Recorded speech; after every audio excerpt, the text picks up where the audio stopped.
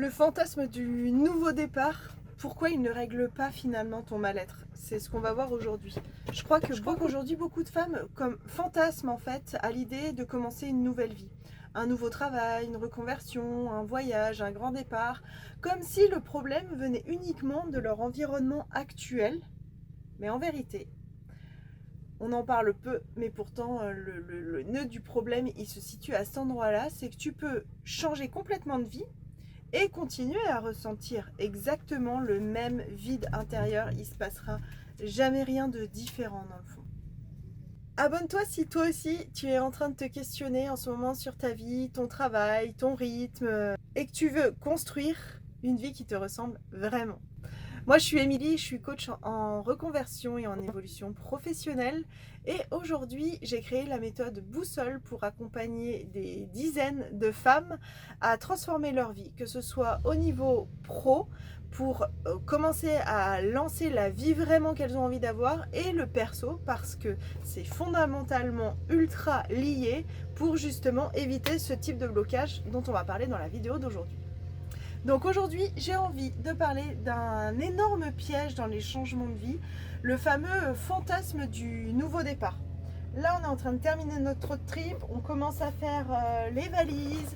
C'est difficile de faire du tri en fait, et j'ai pensé à ça parce que notre retour est aussi synonyme d'un nouveau départ. Et j'ai pas envie de l'aborder de la même manière que je pouvais le faire avant. Je t'explique tout ça.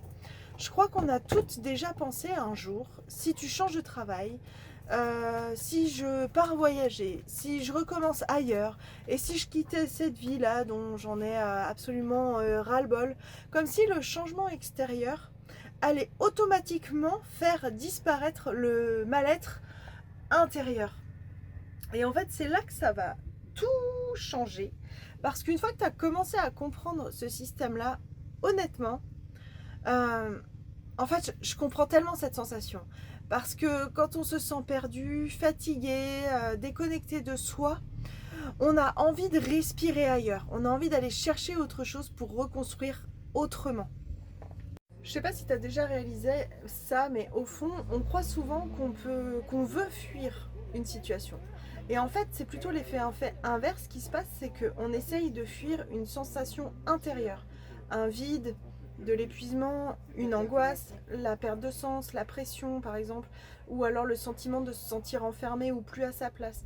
Et du coup, tu vois, on va idéaliser un ailleurs tout le temps. Et on imagine que dans une nouvelle vie, on deviendra automatiquement une nouvelle version de nous-mêmes. Ce terme est à la mode. Mais en fait, la réalité, c'est que où que tu ailles, tu t'emmènes avec toi. Quand tu montes dans un avion, quand tu atterris quelque part, bah, je suis désolée de te dire, mais il n'y a pas eu une faille spatio-temporelle qui fait que quand tu descends de l'avion, tes peurs, tes croyances, tes blessures, ton fonctionnement, ton mécanisme, tout ça, ça a disparu. En fait, tu vois, tout ça, tu l'as pris, tu l'as mis avec toi, tu l'as peut-être rangé profondément dans le fond de ton cœur parce que tu n'as plus envie d'en entendre parler, mais ça ressurgira forcément à un moment donné. Et ça, bah, c'est une notion de coaching qu'on peut aborder ensemble.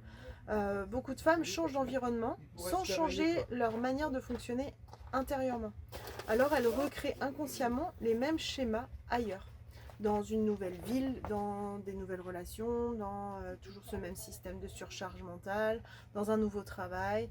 Elles ont toujours ce même besoin de validation ou de lancer une nouvelle activité. Mais en fait, l'épuisement, il sera toujours pareil, ce sera toujours la même chose. Et un nouveau départ, oui, mais toujours avec cette incapacité en fait à écouter leurs propres besoins profonds. Et c'est là qu'on comprend qu'il y a quelque chose d'énorme qui est en train de se jouer. Le problème à ce moment-là, c'est pas toujours la vie que tu as construite en fait. Parfois, c'est juste la façon dont tu existes à l'intérieur de cette vie-là. Et c'est là en fait que ça commence à changer les choses parce que si tu commences à changer ta propre manière d'agir, tu verras qu'il va se passer d'autres choses aussi. On passe sa vie à croire que le bonheur, il est dans le prochain changement, la prochaine évolution, le prochain projet, le prochain départ, le prochain objectif. Toujours cette notion de et après, comme si on se contentait pas finalement de ce qu'on a déjà, parce que forcément, on se sent à l'étroit et on se sent pas là où on aurait envie d'être. Et tu vois, la paix intérieure, ça fonctionne pas tout à fait comme ça. Je crois que aujourd'hui, on idéalise trop de choses par rapport à tout ce qu'on peut voir autour de soi et on a du mal à revenir complètement à ce qu'on est réellement soi. Aujourd'hui, c'est pas compliqué, en fait, tout paraît hyper facile. On voit les gens partir vivre ailleurs, on voit les gens changer de métier un peu comme ça en claquant des doigts. Il y en a qui quittent tout, il y en a qui font des marathons. Et en fait, tu vois, on projette dessus une forme de vérité absolue. Mais ce qu'on voit pas, c'est que beaucoup emmènent aussi leurs angoisses partout avec eux. Et c'est pas parce que ça paraît facile chez les autres que c'est tout beau, tout rose à l'intérieur. Parce qu'un changement de vie, ça ne remplace jamais l'estime de soi, les limites qu'on se fixe ou qu'on fixe aux autres, le rapport au repos, au retour au calme, le rapport à la culpabilité, le besoin de validation, le besoin d'être aimé par rapport aux autres, la peur du regard des autres aussi. En fait, tu vois, tout ça, ben, tu peux le transformer petit à petit dans ton monde intérieur à toi, sans jamais échapper à et si je me regarde en face. Et en fait, c'est vraiment ça que je vous apprends à faire dans la boussole. C'est de reconstruire un monde intérieur qui va vous permettre de vous sentir totalement en sécurité et de ne plus avoir besoin de prouver quoi que ce soit aux autres. Aujourd'hui, j'ai envie de te proposer encore une fois un nouvel exercice pour t'amener à une autre réflexion. Pose-toi cette question par exemple, qu'est-ce que j'espère ressentir grâce à ce changement de vie? On parle bien de ressentir et non pas de faire, parce que tu veux faire vraiment, parce que comment dire, c'est pas le projet en soi, c'est réellement la sensation. Qu'est-ce que tu as envie de ressentir?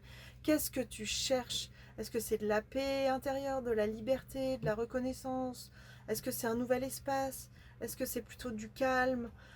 En fait, c'est qu'est-ce que tu as envie d'exprimer pour enfin être réellement toi-même?